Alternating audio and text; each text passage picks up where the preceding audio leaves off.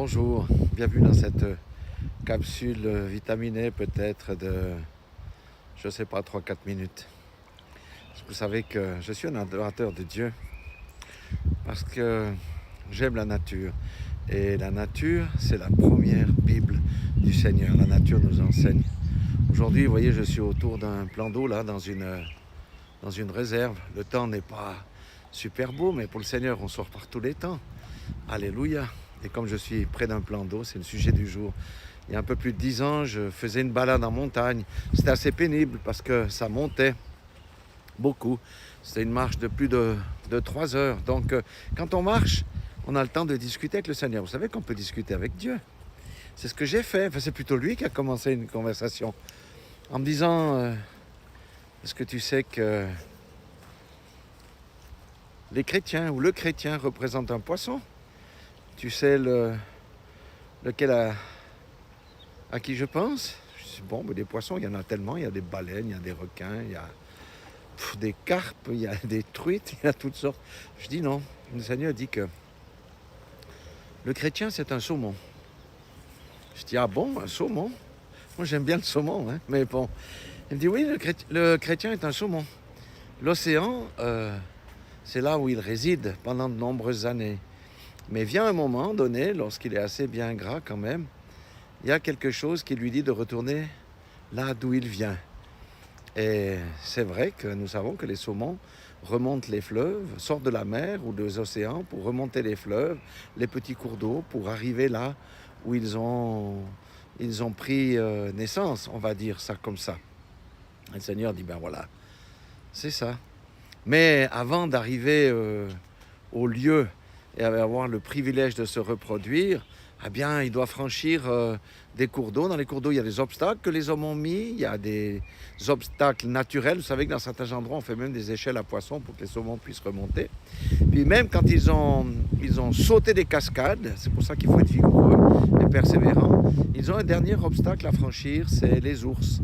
Vous avez vu en Alaska, par exemple, les ours, les grizzlies, ils attendent patiemment la saison du frai pour les saumons et ils se gavent de saumon. Mais les plus courageux, les plus persévérants arrivent jusqu'au bout. Et le Seigneur dit dans ces temps de la fin, le chrétien est un saumon. Il sort du monde parce que l'océan, la mer, ça représente le monde.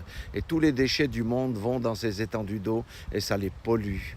Donc le saumon, à un moment donné, il a cette capacité de retrouver par où il est venu parce que dans son odorat, il peut sentir l'eau et c'est l'eau qui le conduit à revenir au chemin initial. Et ensuite, il doit se bagarrer. Alors, pour nous, c'est la même chose. L'eau qui nous permet de retrouver le chemin, c'est quoi? C'est le Saint-Esprit.